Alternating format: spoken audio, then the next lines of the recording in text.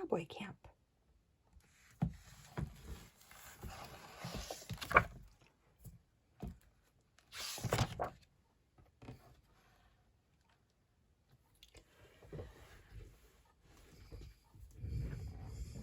Avery kicked the toe of his boot in the dirt.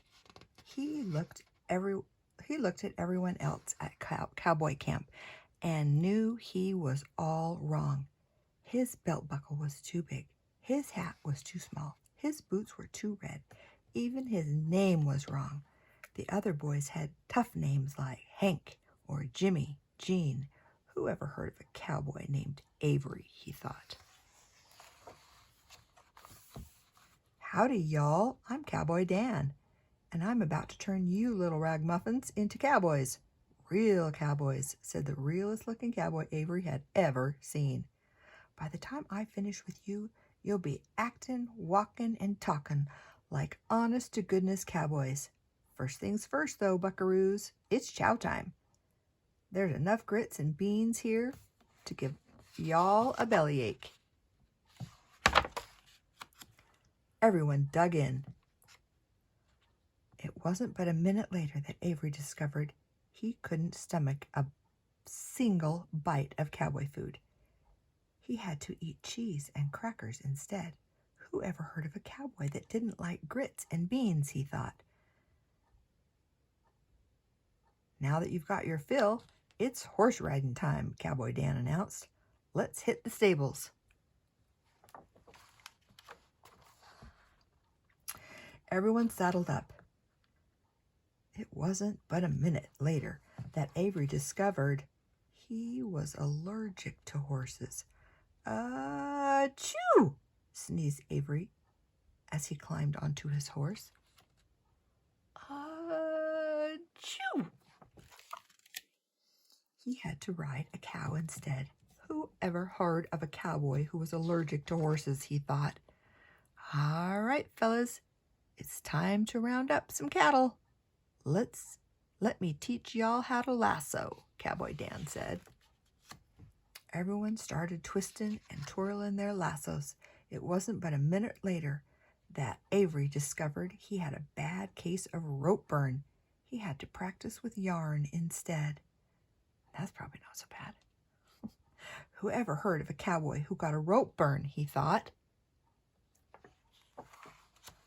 That night, after all the other cowboy campers turned in for some shut-eye, Avery sat outside his tent and tried to think cowboy thoughts.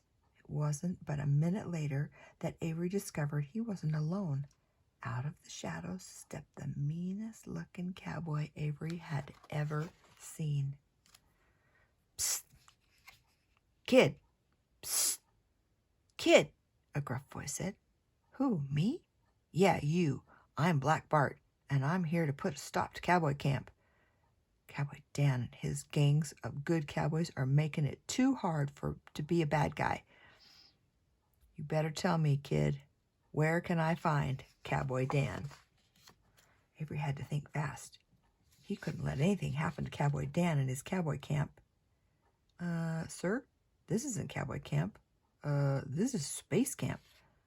Black Bart squinted his eyes. Are you trying to fool me? Sir, asked Avery, do I look like cowboy material? Black Bart took a step back and sized Avery up. I don't know, but I'm to find out. Here, Black Bart said, pulled out a can of beans out of his saddlebag. All cowboys eat beans. Avery gulped. He took the beans and gave them a taste. Right away, he coughed and sneezed. Maybe you ain't a cowboy. You don't seem to like cowboy food, said Black Bart. Let me see you ride my horse. All cowboys ride horses. Avery swallowed hard. As he swung his leg over the saddle, he began to sneeze and sneeze. Maybe you ain't a cowboy. You don't seem to ride horses, said Black Bart.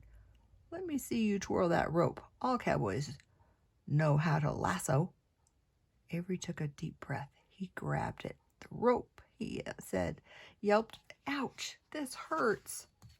Little feller, You're no cowboy. All cowboys eat beans, ride horses, and twirl lassos.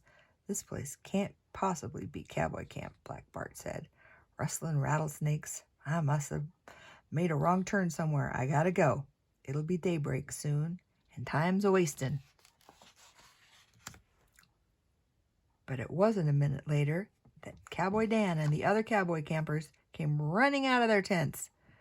Avery, you're about the bravest darn cowboy I ever laid eyes on, said Cowboy Dan. No one but a real cowboy could outsmart the likes of Black Bart the way you just did. Avery grinned. He smiled as bright as his two big belt buckle. He felt brave. He felt amazing. He felt like a real, honest-to-goodness cowboy. That's it. There he goes. Cowboy Avery.